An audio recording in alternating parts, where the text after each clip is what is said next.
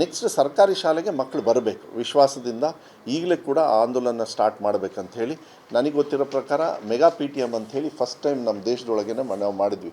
ಭಾಳ ಸಕ್ಸಸ್ ಆಯಿತು. ಈ ಕಡೆ ಭಾಗದಲ್ಲಾಗಲಿ ಎಲ್ಲ ಗ್ರಾಮೀಣ ಭಾಗದಲ್ಲಿ ಏನಾಗುತ್ತೆ, ತಂದೆ ತಾಯಿಯವರಿಗೆ ಮಕ್ಕಳನ್ನ ಶಾಲೆಗೆ ಸೇರಿಸಿದ ತಕ್ಷಣ ಅವ್ರು IAS ಆಫೀಸ್ ಆಗಿಬಿಡ್ತಾರೆ, ಡಾಕ್ಟರ್ ಆಗ್ತಾರೆ ಅನ್ನೋದು ಅವ್ರಿಗೆ ನಂಬಿಕೆ. ಯಾಕೆಂದರೆ ಅವ್ರು ಲಿಮಿಟಲ್ಲಿ ಅಂದ್ಕೊಂಡ್ಬಿಡ್ತಾರೆ, ಆದರೆ ಜವಾಬ್ದಾರಿ ಮರೆತು ಬಿಡ್ತಾರೆ. ಜವಾಬ್ದಾರಿ ಆ್ಯಕ್ಚುಲಿ ಸ್ಟಾರ್ಟ್ ಆಗುತ್ತೆ. ಅಟ್ಲೀಸ್ಟ್ ಹೋಗ್ಬೇಕು, SDMC ಅವ್ರ ಹತ್ರ ಮಾತಾಡಬೇಕು. ನಾವೆಲ್ಲ ನೋಡಿ ಶೂಸು, ಸಾಕ್ಸು, ಬಟ್ಟೆ, ಮಧ್ಯಾಹ್ನದ ಬಿಸಿ ಊಟ, ಈಗ ಮೊಟ್ಟೆ ಬೇರೆ ಅಜೀಂ ಪ್ರೇಮ್ಜಿ ಅವ್ರ ಜೊತೆಗೆ ಬೆಳಗ್ಗೆ ಹಾಲು ಎಲ್ಲ ಪೇರೆಂಟ್ಸ್ ಹೋದಾಗ ಜವಾಬ್ದಾರಿ ಹೆಚ್ಚಾಗ್ತದೆ, ಅದನ್ನು ತಗೊಳ್ಬೇಕು. ಅದಕ್ಕೆ ನಾವು ಮೆಗಾ PTM ಅಂತ ಹೇಳಿ ಮಾಡಿ ಮಾನ್ಯ ಮುಖ್ಯಮಂತ್ರಿಗಳ ಜೊತೆಗೆ ಚರ್ಚೆ ಮಾಡಿ ಈಗ 2-3 ತಿಂಗಳಿಗೆ 2 ತಿಂಗಳಂತೇಳಿ ನಾವು ಆರ್ಡ್ರ್ ಮಾಡಿದ್ದೀವಿ. ಕೆಲವರು ಮಾಡ್ತಾರೆ, ಕೆಲವರು ಮಾಡಲ್ಲ. ಯಾಕೆಂದರೆ ಸ್ವಲ್ಪ ಇದು ಹೊಸ ಕಾರ್ಯಕ್ರಮ ಆಗುತ್ತೆ, ಅದು ಸ್ವಲ್ಪ ಗೊತ್ತಾಗಬೇಕು, ಪೇರೆಂಟ್ಸಿಗೆ ಗೊತ್ತಾಗಬೇಕು. ಪೇರೆಂಟ್ಸ್ ಬಂದು ಕೇಳಬೇಕು, ತಂದೆ ತಾಯಿಯವರು ಬಂದು ಮಕ್ಕಳ ಬಗ್ಗೆ ಹೆಂಗೆ ಓದ್ತಾ ಇದ್ದಾರೆ ಅಂತ. ಈಗ ಟೀಚರ್ಸ್ ಬೆಸ್ಟ್ ಇದ್ದಾರೆ, ಸರ್ಕಾರಿ ಶಾಲೆಯಲ್ಲೇ ಬೆಸ್ಟ್ ಟೀಚರ್ ಇರೋದು ಎಲ್ಲ ಶಾಲೆಗಿಂತ. ಆದರೆ ಅವ್ರನ್ನ ಉಪಯೋಗ ಮಾಡ್ಕೊಳ್ಳೋದ್ರಲ್ಲಿ ಹೆಚ್ಚು ಕಮ್ಮಿ ಆದಾಗ ಕಷ್ಟ ಆಗುತ್ತೆ. ಅದಕ್ಕೆ ಸ್ವಲ್ಪ ಪೇರೆಂಟ್ಸು ಕೂಡ ಜವಾಬ್ದಾರಿ ತೊಗೊಳ್ಬೇಕು, ಅವರು ಇನ್ವಾಲ್ವ್ಮೆಂಟ್ ತೊಗೊಂಡ್ರೆ ನನಗನ್ಸುತ್ತೆ ಇನ್ನೊಂದು 2-3 ವರ್ಷದೊಳಗೆ ರಿಸಲ್ಟ್ಸು ಕೂಡ ಒಳ್ಳೆ ರೀತಿಯಲ್ಲಿ. ಮಾನ್ಯ ಮುಖ್ಯಮಂತ್ರಿಗಳು 75% ಪ್ಲಸ್ ಹೇಳಿದ್ದಾರೆ ನನಗೆ. ಟೋಟಲ್ ರಿಸಲ್ಟ್ಸು ನೀವು ತಗೊಳ್ಳೇಬೇಕು ಅಂತೇಳಿ ಕಂಪಲ್ಸರಿ ಮಾಡಿದ್ದಾರೆ.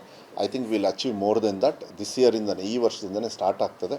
ವಿಶ್ವಾಸ ಇಟ್ಕೊಳ್ಳಿ. ಈ ಕಡೆ ಭಾಗದಲ್ಲಿ ಹೆಚ್ಚು ಒತ್ತನ್ನು ಇಷ್ಟು ದಿವಸ ಕೊಟ್ಟಿರಲಿಲ್ಲ ಅಂಥೇಳಿ ಭಾವಿಸ್ತೀನಿ ನಾನು. ಅದು ಹಿಂದಿಂದ ಮಾತಾಡೋಕ್ಕೆ ಹೋಗೋದಿಲ್ಲ. ಆರ್ಥಿಕವಾಗಿ ಕೂಡ ನಾವು ಹಣದ ವ್ಯವಸ್ಥೆನೂ ಕೂಡ ಅಕ್ಷರಾವಿಷ್ಕಾರದಿಂದ ಜಾಸ್ತಿ ಮಾಡ್ತಾಯಿದ್ದೀವಿ. ರಿಕ್ರೂಟ್ಮೆಂಟ್ ಪ್ರೋಸೆಸ್ಸಲ್ಲೂ ಕೂಡ ಹೆಚ್ಚು ಒತ್ತನ್ನು ಕೊಡ್ತಕ್ಕಂಥದ್ದು. ಆಬ್ವಿಯಸ್ಲಿ ಅದು ರಿಸಲ್ಟಿಗೆ ಮತ್ತು ಗುಣಾತ್ಮಕ ಶಿಕ್ಷಣಕ್ಕೆ ಪರಿವರ್ತನೆ ಆಗುತ್ತೆ ಅಂತೇಳಿ ವಿಶ್ವಾಸ ಇದೆ.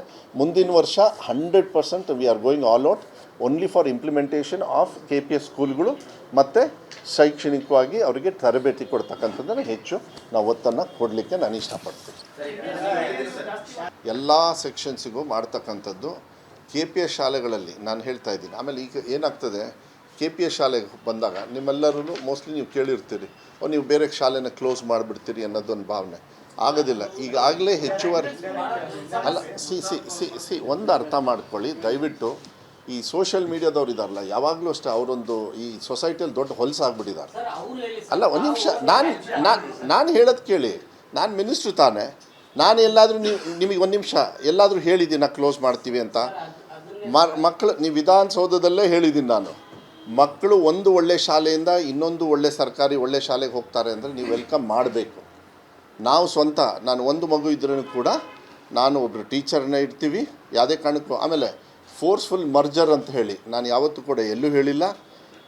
ಮಕ್ಕಳ ಸಂಖ್ಯೆ ನಿಮಗೆ ಪ್ರೈವೇಟ್ ಶಾಲೆಯಿಂದನೂ ನಮ್ಮ ಸರ್ಕಾರಿ ಶಾಲೆಗೆ ಆರ್ಥಿಕವಾಗಿ ಅವ್ರಿಗೆ ಹೊರೆ ಆಗಬಾರ್ದು. ಇಲ್ಲಿಂದ ಗೂಳೆ ಹೋಗ್ತಾರೆ ನಿಮಗೆ ಮಂಗಳೂರು ಮತ್ತು ಉಡುಪಿಯಲ್ಲೆಲ್ಲ ಇರೋದು ಯಾರು? ಶೇಕಡವಾರು ನಾನು ತರಿಸಿದ್ದೀನಿ. ಮೋರ್ ದೆನ್ 35-40% ಬರೀ ನಿಮ್ಮ ಕಲ್ಯಾಣ ಕರ್ನಾಟಕ ಭಾಗದಿಂದ ಇದ್ದಾರೆ. ಅವ್ರನ್ನ ಹೋಲ್ಡ್ ಮಾಡೋದು ಹೇಗೆ ನಾನು? ಅವ್ರು ಒಳ್ಳೆ ಶಾಲೆಯಲ್ಲಿ ಇಲ್ಲ ಅಂತೇಳಿ ಅಲ್ಲಿ ಹೋಗ್ತಾರೆ. ಸೊ ಕಲ್ಯಾಣ ಕರ್ನಾಟಕ ನಾವು ಒಂದೊಂದು ಗ್ರಾಮ ಪಂಚಾಯತಿಗೆ ಒಂದೊಂದು KPS ಶಾಲೆನ ಕೊಟ್ಟರೆ ಒಂದು ಮಗು ನಿಮಗೆ ಹಳ್ಳಿ ಕಡೆಗೆ ಏನಾಗುತ್ತೆ, ಅಂಗನವಾಡಿಗೆ ಇಲ್ಲ LKG ಕಳಿಸ್ತೀರಿ, ಇಲ್ಲ ಪ್ರೈಮರಿ ಸ್ಕೂಲಿಗೆ ಕಳಿಸ್ತೀರಿ. ಪ್ರೈಮರಿ ಸ್ಕೂಲಿಂದ ಹೈಸ್ಕೂಲಿಗೆ ನಿಮ್ಮ ಊರಲ್ಲಿ ಇರೋಲ್ಲ, ಹೈಸ್ಕೂಲಿಗೆ ಬೇರೆ ಕಡೆಗೆ ಹೋಗ್ತಾರೆ. ಅಲ್ಲೇನಾಗುತ್ತೆ, ಇಲ್ಲಪ್ಪ ಬೇಡ ನಾವು ಬೇರೆ ಕಡೆಗೆ ಓದಿಸ್ತೀವಿ ಅಂತೇಳಿ ಅಲ್ಲಿ ಕಳಿಸೋ. ಆರ್ಥಿಕವಾಗಿ ಇಲ್ಲ ಸಾಲ ಮಾಡಿ ಏನೋ ಒಂದು ಮಕ್ಕಳ ಒಂದು ಭವಿಷ್ಯಕ್ಕೋಸ್ಕರ ಮಾಡ್ತಾರೆ.